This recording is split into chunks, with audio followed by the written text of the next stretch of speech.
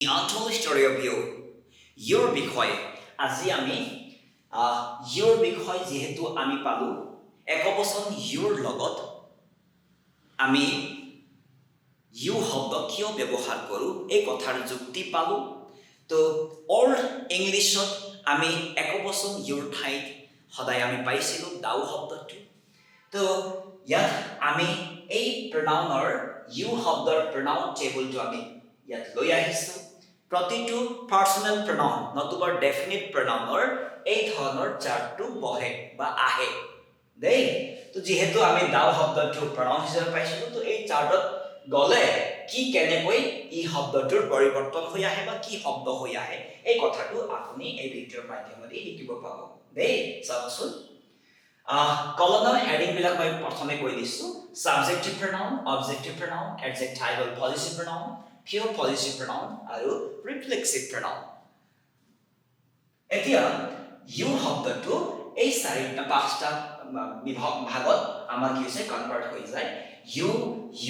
your yours yourself চাব you শব্দ subjective হয় yours থাকে আপোনাৰ অবজেক্টিভত you এ হৈ থাকিব you শব্দ adjectival possessive pronoun গলে your you শব্দ pure possessive pronoun গলে yours হ'ব you শব্দ reflexive pronoun গলে yourself হ'ব বুজি পাইছে নহয় এইটো কনভাৰ্ট এই ধৰণে হয় ইয়াৰ লগত আমি একো ইফালে ইফালে কৰিব নোৱাৰো ই ফিক্স ওয়াৰ্ড হয় দেই আগে এই নিজে এটা চাৰ্ট বনাই লৈ আহে এতিয়া যেহেতু আমি পাইছিলো দাও শব্দটো একবচনৰ কাৰণে ব্যৱহাৰ কৰিছিলো আৰু তই বুজাবলৈ সেকেন্ড পারসন সিঙ্গুলার বুজাবলৈ ঠিক আছে যেহেতু আমি পার্সোনাল pronoun হিচাপে পাইছিলো তো ইয়াৰ টেবুলত কি ধৰণে ইয়াৰ কনভাৰ্ট হয় বা পৰিৱৰ্তন হয় এই কথাটো আমি শিকিবলৈ যত্ন কৰিম চাওচোন দাও শব্দ পালো সাবজেক্টিভ এই দাও শব্দ যেতিয়া অবজেক্টিভলৈ যায় তেন্তে আমি ক'ব লাগিব ভি বুলি ক'ব লাগিব ঠিক আছে দাও শব্দটো adjectival possessive pronounত গলে আকৌ দাই হ'ব ইয়াক দাই বুলি মাতিব লাগিব তাৰ পিছত এই দাও শব্দটো pure possessive pronounত গলে আকৌ দাইন হ'ব ইয়াক দাইন বুলি মাতিব লাগিব তাৰ পিছত দাও শব্দটো